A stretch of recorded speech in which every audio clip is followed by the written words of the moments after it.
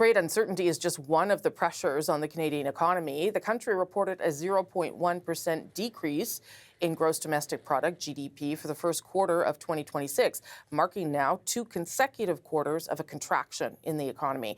Though the Prime Minister points to gains in job numbers on Friday as a sign that his plan is, quote, paying off. We are transforming this economy with a major plan. We're transforming this economy to become stronger, more resilient, more independent, more sustainable. And big transformations, they don't happen overnight. They take some time. As Mark Carney speaking at a grocery store in Brampton, Ontario on Friday to mark the first payments of the government's groceries and essentials benefit. Just one of the things that he says his government is doing to help Canadians struggling with affordability. The opposition leader, Pierre Poilievre, has been criticizing the government's approach and says Canada is in a recession. So, is it? Earlier, I spoke with RBC's Senior Vice President and Chief Economist, Frances Donald. Frances Donald, nice to see you again. Thanks for making some time. Thanks for having me. Want to talk to you about this technical recession, really slim margins of that, and get your assessment on the state of the economy right now, given that reality. This is not a recession. I don't even know where this idea of technical recession came from, because 2 quarters of negative GDP is not even a technical recession. It's a precondition. And yet, Rosemary, I'm not sure that that's even the conversation we should be having. What sort of aggravates economists right now in Canada about this is not the nitpicking over the definition of a recession. It's that we're having a discussion about the wrong diagnosis. We're talking about the patient having a headache when they have a broken arm that needs to be addressed. The problems facing Canada right now are not that growth is contracting. The problems facing Canada is an ongoing affordability crisis, from everything from food to housing. Business investment is very weak. Youth unemployment is high. And while Canadians may feel like the word recession encompasses all those things and validates those concerns, well, again, it's the wrong diagnosis. So it's neither accurate nor helpful. What we have to do now is say, let's put aside this technical concept of GDP and focus on where are we heading next. Where we're heading next is better than where we've been in the last 6 months, but it's a long way until the policies we've seen from our federal government start to really impact growth and make Canadians feel like we're coming out of darker times. Okay, well, this is why we wanted you on, because you're so good at explaining things and telling us what you honestly think is happening. I want to ask about the jobs from Friday, 88,000 jobs, better than expected. I think it sort of picked up most of the gains from the losses earlier in the year. So if we're looking to diagnose things, what does that tell you about where the economy's headed? Well, no economist worth their salt is going to take one employment report and say, this tells us where we are in the Canadian labor market. We're still down about 24,000 jobs since the start of the year. And there's a lot of things weighing on Canada, from the trade issue to the fact that we don't really have a real engine of growth as of yet. But the unemployment rate is declining relative to where it was last year. Youth unemployment is falling. Most provinces across the country are doing better. So there's green shoots of improvement. And we actually believe we'll see more improvement in the labor market as to come. And yet there's a big asterisk on this, because while we might be saying we're not creating the same amount of jobs we were in the past several years, that's okay. We don't need the same amount of jobs in Canada that we did even last year, but particularly in 2022 to 2024. Back then, we had a population that was growing so substantially, we had to create 60 to 70,000 jobs just to keep the people who wanted jobs employed. But Rosemary, as you know, our population is shrinking, and we have 25,000 Canadians that are retiring every single month. We don't have to create the same amount of jobs. And our estimates is actually that Canada could lose up to 10,000 jobs per month, and the unemployment rate would stay the same. So the yardstick that we use to measure the labor market has to change. The thing that keeps me up at night, I was always told you're only as happy as your saddest child. As a parent of 2, I can tell you that's true. I think about youth unemployment, which is still extraordinarily high, up near 13%. If you're over the age of 55 in this country, your unemployment rate is 5%. So there's some big disparity happening under the surface. And while, frankly, it's the quiet part out loud, if someone who goes from university goes to not having a job, they don't tend to be homeowners or make a lot of income that's suddenly lost. The impact to the economy is not as big. There are socioeconomic factors at play here that we need to keep a close eye on. Okay, so that deals with the job market and also immigration, which was something the Prime Minister also pointed to when he was trying to explain where he thinks the economy is at as an economist and a politician. He also pointed to GDP per capita, which he sees as a sign of an improving economy. Give me your thoughts on whether what you're seeing there should be in any way reassuring to Canadians. Well, this is why that population story is so critical, and it's creating massive distortions. When we tripled the rate of population in Canada, we basically had the same or slightly bigger pie, but we were splitting it against so many more people that everyone's individual slice of that pie was shrinking. This is the second year in a row where actually our pie might be a little bit smaller, but again, you have to squint to see that. We have fewer people. So everyone's individual slice of that pie is bigger. So we say per capita, per person growth is improving. But again, I could give you 100 different statistics that tell you 100 different things. At the end of the day, the issue is, are we seeing momentum in the right direction? And I think the challenge for this government is also its biggest strength is also its biggest weakness. It is putting in place strategic changes, structural changes for the country. Everything from new infrastructure development to diversification of trade. Every Canadian knows that doesn't happen tomorrow. It happens with a lag. But we got to cross the bridge to that other side, which is likely in late 2027 or 2028. Until then, we don't have a lot of propulsion under the economy. That's what's going to be challenging. We're going to have to see sort of metaphorical deposits into that growth bank. Or actually, on Friday this week, we saw real deposits into the food and essentials benefit. I was thinking, on a day where you see job numbers up, seeing a little extra money in your bank account might offset some of that perceptions of this so-called technical recession, which isn't actually a technical recession. I'll maybe just end on this. You talked about some of the things the government's trying to do, and I think you're right. Like, maybe the right things, but going to take a lot of time. The other pressure, of course, is the ongoing CUSMA review and the tariffs, which remain in place. On Friday, it was 1 year anniversary of the steel tariffs. How much is that still impacting the Canadian economy, that reliance on a market that is punishing certain sectors? Well, it's both a gift and a curse. It's a gift in the sense that while we were looking at Canadian jobs doing well, the U.S. job market did phenomenally well last month, and that economy is doing quite strongly. That's good news for Canada, which still sends almost 68% of our exports to the United States. We are still hugely dependent on that economy. So in the short run, while we're talking about shifting that reliance, our reliance is actually a benefit to us. We're seeing some resilience in Quebec aluminum. Actually, the conflicts that we're seeing globally are providing a little bit of support there. But if you're in the steel industry, you've been in a recession for well over a year. That number doesn't make, or the GDP number is only now reflecting that full reality. Right. And problematically, we're going to come out of the USMCA CUSMA mandatory review, but that review is only about extending CUSMA beyond 2036. There's a million other things that have to be discussed with respect to the US-Canadian trade relations. This is more of a slow leak type of issue for the Canadian economy. Maybe the worst of the initial impact is behind us, but it's not a weight that's going away anytime soon, whether we're in a technical recession or not. I said that was the last question. I'll ask one more. For Canadians who are still feeling the pinch, gas is still very expensive, groceries are expensive. Some people, not everyone's getting that benefit. What would you say to them to hang on, that things might still turn a corner, but it's going to take some time? Well, I would say the truth, which is that the labor market should stay resilient. If you want a job in Canada, particularly outside of some of those very trade impacted sectors, you're probably going to have one.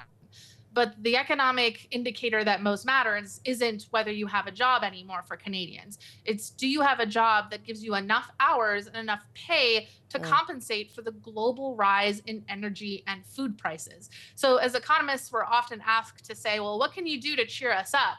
Well, I'm more a believer that what you can do is tell the truth. And the truth is there are some good things that are happening, but there are also some challenges ahead. And squaring that circle is going to be the most important thing that we can do for Canadians, not making a big deal about a recession or a non-recession, but addressing the real challenges that impact Canadians every single day of their lives. Frances Donald, I talked to a lot of politicians. This was a refreshing conversation about the economy. Thank you so much. Thanks for having me. Canada's job numbers grew last month, marking the first significant employment gain since November. It's a boost for Canada's economy that recently fell into what is called a technical recession. Obviously, the Canadian economy is going through a fundamental transformation. Canadians understand the complexity and volatility that we're seeing in the world economy. But I've always said that I am very confident in the Canadian economy. It comes also as the Liberal government's one-time grocery benefit to top up millions of Canadian bank accounts took hold on Friday. But is a bump in jobs enough to turn the economy around? We did ask to speak to the finance minister. He was not able to find the time, but Ryan Turnbull is the Parliamentary Secretary to the minister, and he did find the time, and we're delighted to see you. Nice to see you, Ryan Turnbull. Great to be here, Rosemary. So I'm going to start with this whole recession or not question. There was economic growth in the first quarter of 2026, a slight decline in the last quarter. Two quarters where there was not enough growth, I guess, technically a recession. How would you characterize the economy right now? Well, I mean, I think there's restructuring in the economy. There's some underlying weakness from the trade war and the oil price shocks. Yeah. But there's also some positive signs, Rosemary, and I don't think those can be ignored. I think when we look at what the Bank of Canada governor said at Public Accounts Committee last week, is he said, he sort of said, whoa, to the Conservative narrative in declaring this a full-blown recession. There's a very big difference between a technical one that is pretty much statistically insignificant in terms of a 0.036 contraction in the economy. Most people would say that that's not significant, and that's not me saying that. That's chief economists in some of our financial institutions who have come out and said they don't like the term technical recession, and they don't believe that. And I think the job numbers prove that you've pointed to here: 88,000 jobs, 8 times that anticipated for this month. I think the anticipation or the projection was about 10,000. So it's significantly higher. And I think what we're seeing again and again is that the Canadian economy is proving more resilient at a time of unprecedented change and shock. And that volatility won't continue, we hope, based on the measures that the government has put forward. Yeah. Oh, so I take your point about the recession, and we talked to Frances Donald in the first hour, and she largely agrees with you, and certainly other economists do too. But as you said, the economy is soft, it's weak. And that's partly because of all these different changes that are happening. How long should Canadians expect for it to take, for some of these big changes to take hold? Well, I mean, we've signed 20 new trade and security agreements in about a year, which is significant. We see non-U.S. trade up 36% in the spring economic update. We've seen consumer spending rising at 1.5%, wages outpacing inflation for every month that this government has been in office. We have foreign direct investment at the highest level in the last fiscal year. And we have offered significant tax deductions and measures to Canadians while I think looking to ensure fiscal discipline at a time of unprecedented change and rupture to the global trading system. So that fiscal discipline is really, found in the cost savings exercise that we did with $60 billion in savings over 5 years. At the same time, we preserved federal benefits. And your example, we've actually added new federal benefits. We've also preserved the provincial transfers for healthcare and education and all the other things that Canadians rely on those for, all while, in using our fiscal capacity to invest in defense, housing, and infrastructure, productivity, and innovation. And those will take time. Those investments that the Canadian government has made, I would say generational investments, will take time. The Prime Minister, when asked about this on, I guess it was maybe Thursday, he pointed to lower immigration as a drag on Canada's GDP. I wonder if you're sacrificing economic growth to deal with the immigration numbers. Well, I mean, we've heard very strongly from the public that we need to get the immigration system Yeah. to a sustainable level. We believe immigration is always going to be a part of Canada's future. It's always been a part of our history. It's really important for us. But yes, there's a trade-off that with an actual declining population for the first time in many Yeah. decades, we see a rise in GDP per capita. Which is, a measure that can assess the health of the economy. It's only one of many, and I don't overemphasize that one, but it is important. But it's largely due to a population decline. But we also, I think, will see that, Canada's projected to have the second strongest growth in the G7. We have the strongest fiscal position. That's according to the International Monetary Fund.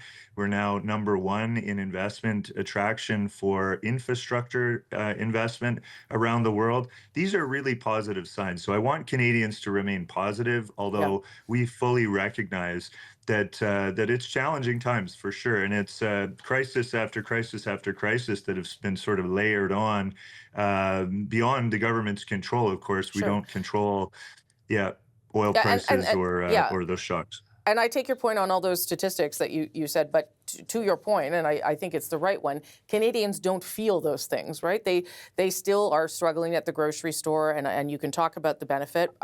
The gas tax pause that was put in place was largely eaten up by the fact that oil still kept going higher and higher. So is there anything else that the government plans to do in the short term to help Canadians right now, Canadians who are still not able to make ends meet in spite of all those positive economic statistics you just laid out? Well, Rosemary, we're always looking for more ways to help. We've helped with tariff impacted industries to ensure workers had the supports they've needed. We're, offering all kinds of support to train and recruit and employ new tradespepeople. We have the Canada Summer Jobs offering over 100,000 jobs to youth because we saw the youth unemployment rate being quite high, double the average. Yep. I think, we're stepping up time and time again. We have the automated tax filing system to help Canadians who would perhaps not be able to access those without filing their taxes, just to make that process easier for millions of Canadians so that they can file their taxes and get access to federal benefits. Again, you mentioned the groceries and essentials benefit. We cut income tax for the lowest tax bracket as well. So significant support, suspended the fuel excise tax over the summer for families to be able to get around easier. And we'll look to do more as is needed. We keep reevaluating at the Department of Finance every chance we get. We'll be doing pre-budget consultations over the summer. So there's opportunities for Canadians to feed in and suggest, additional ways that the federal government can step up to help. The parliamentary budget officer, I'm sure you saw, now predicts that annual deficits over the next 5 years will be $4.6 billion higher. That's in part because of lower income tax revenue, higher program spending. How confident is the government that your projections are on course and that you're not going to see bigger deficits because of some of these choices? Well, I mean, our projections in the spring economic update and the last federal budget were all based on, private sector, the best in class private sector independent projections. So we take an average of those. So they're not really the assumptions behind the financial projections that we're making for the country are not not assumptions that are ones that we've had a hand in formulating. They're really an average of the best in class chief economists at major banks, et cetera. So I think. And what we've seen is actually that those assumptions can be quite conservative for the most part. And that's probably a good practice, I would say, for any budgeting exercise, is to be conservative about the assumptions we're making when it comes to revenues and overassume some of the costs when needed. But so that's what we've seen in the past. We had 11.5 billion less of a deficit. So the Canadian economy proved to be more resilient. We're seeing that again with the job numbers this month. So I don't think the PBO knows exactly what's going to to happen in the future any more than anyone else does. So, I'm not. I believe in the PBO's position and role as an independent analyst of these types of things, and being able to enhance debate and provide us with an alternative perspective. So I'll say that I really value the work of the PBO. I supported Annette Ryan. But I will say that the Canadian economy is proving time and time again to be more resilient. And the things that we've done will take time to come to fruition and manifest in terms of the economic impacts. But I think we're going to see the Canadian economy really bounce back as we come out of some of these shocks. But there's no telling how long these shocks are going to take. We don't have control over, U.S. trade policy. We don't have control over the Strait of Hormuz, et cetera. So it's tough to predict. Ryan Turnbull, thank you for spending part of your Sunday morning with us. We appreciate you taking those questions. My pleasure, Rosemary. I love your show. Happy to be on anytime. All right. Well, thanks you can come back anytime do. then. Okay. Thanks. Great. Ryan, have a good day. You too. Ryan Turnbull, Parliamentary Secretary to the Minister of Finance. As we were talking about there, millions of Canadians have received that one-time GST rebate top-up payment. Some say it's still not enough to help deal with the soaring price of groceries long-term. Kayla Dillon is a mother of 4 in Newfoundland, and I spoke to her earlier today. Kayla Dillon joins me now from Lethbridge, Newfoundland. Nice to meet you, Kayla. Good morning to you. Hi, good morning. So you and your family, you received this benefit on Friday, this top up from the government. How much of a difference will that make for you guys? Honestly, it's going to be a big help this week. It'll be great. I'll probably be able to get about a week or 2 of groceries, but that doesn't really factor anything in for the remainder of the year when we eat. Yeah, no kidding. Can I ask how much you got? Can I ask about how much you got when you got the top up on Friday? Yeah, a little over 500. Okay, so you have 4 kids. How would you how would you describe going to the grocery store right now in terms of how you make that work? Yeah, it is a big bag of anxiety walking into the grocery store, honestly. My kids vary in age. So, I have a teenager who could eat us out of the house, and then I've got younger children. One of my children is neurodivergent, so there's a lot of textural issues, and every one of my children likes different things and doesn't like others. So it's a lot. It's pretty stressful going in there and trying to look at the fresh produce and, fresh meat and going having to pass by some days because it's just insanely priced. So what kind of shortcuts or what kind of tricks have you come up with in order to try and make your money go a little further? Well, you really do have to be creative. I utilize a lot of these apps. Flash Food is one of them. So a lot of times I can get decreased pricing on meats and other things that I probably would normally not buy because it's just about out of its best before, which isn't ideal. Sure. We'll utilize it, and that'll be a great way to get some beef and some chicken, but it'd be great to be able to buy it when it's at its freshest. When you heard that this benefit was happening, and when you saw it show up in your bank account, what did that mean for you? Well, it'll come in handy. I mean, like I said, I could probably get a week or 2 of groceries out of that for my family of 6.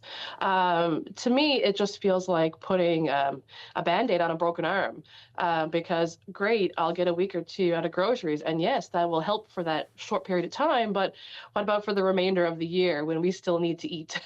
Yeah. You are also going to get, I guess, the GST benefit, that the quarterly benefit that it's related to this. I wonder if there's something else you think the government should be doing that could help people like yourself and people who have big families that are struggling right now. Well, realistically, I think that putting the responsibility where it belongs should be priority 1. Eating is a basic human need. We all need to eat. So the reality is the issue isn't putting money at this issue, throwing money at us. The issue is going to the root of the problem, reaching out to these big corporations and trying to figure out where the justification is for all these price increases. that's where it's hitting us, and why. You can Yeah. throw money at it, but the pricing is still the same. Yeah. So what would you say to the finance minister or the prime minister who maybe, announced this stuff on Friday, but maybe don't understand exactly what people are going through? Yeah, I mean, there was a point where you'd be able to buy, more junkier food. Like, I would love to be able to provide for my child a great pot of chicken soup, but I can go buy a can that's full of sodium to keep it on its shelf life. That's not feeding our children. That's not nourishing our bodies. You need to get to those big corporations, figure out why these prices are increasing continuously. Finding ways to regulate these food prices, whole foods especially. There needs to be regulation for the grocery because, like I said, this isn't a privilege to eat. This is a basic human need to survive. Yeah. And I know, Kayla, listen, I know so many Canadians are feeling the same way you are when you walk into the grocery store. So thank you so much for chatting with us about it this morning. Oh, thank you so much.